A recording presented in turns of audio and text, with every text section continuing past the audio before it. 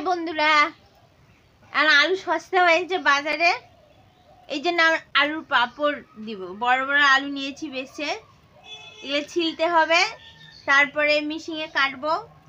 সব কিছু তোমাদের ধীরে ধীরে দেখাবো। কিন্তু একটা আলুর পাঁপড় দেওয়াটা যদি ভালো লাগে বন্ধুরা, লাইক করবেন, কমেন্ট করে শেয়ার করবেন, আমাদের চ্যানেলটা তাড়াতাড়ি সাবস্ক্রাইব করবেন। বন্ধুরা আলু নিয়েছি, আলু ছিলবো এখন। এইভাবে ছিলে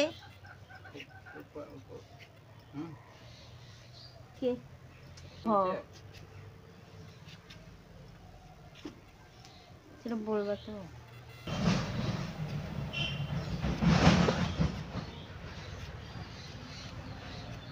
বন্ধুরা আলুটা ছেলা হয়ে গেছে,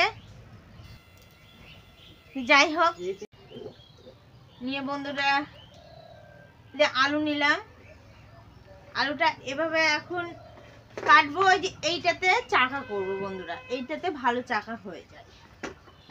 যাই হোক নিলাম বন্ধুরা, এই এখন কাটছি।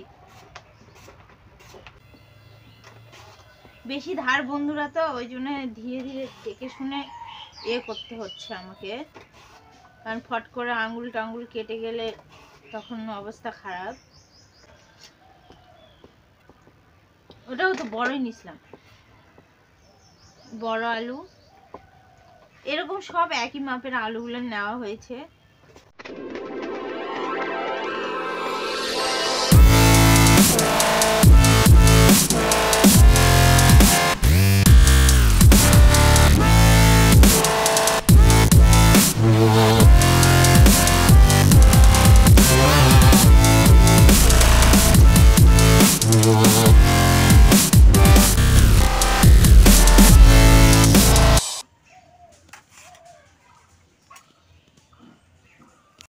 বন্ধুরা আমার এই যে কাটা হয়ে গেছে, এখন জল গরম করব কড়াইয়ের মধ্যে, আর কড়াইয়ের মধ্যে জল গরম করে দিয়ে দিব। এই দেখো সম্পূর্ণ আলু কেটে নিয়েছি, আজকে এইটুকু আলুই দিব, কারণ জায়গা শর্ট দেওয়ার জন্য।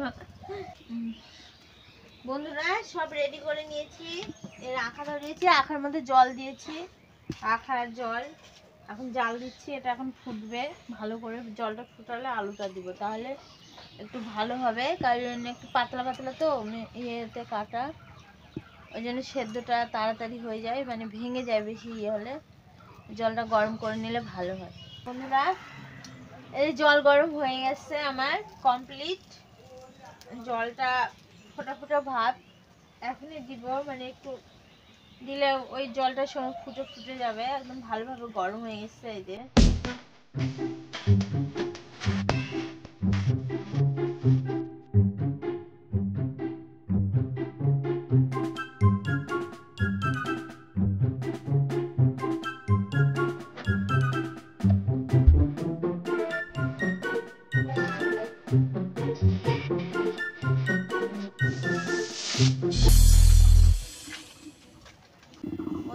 সেদ্ধ হয়ে গেছে, আমি এখন উঠাচ্ছি ছামটা দিয়ে, এই ডালাটা ছেঁকে নেব।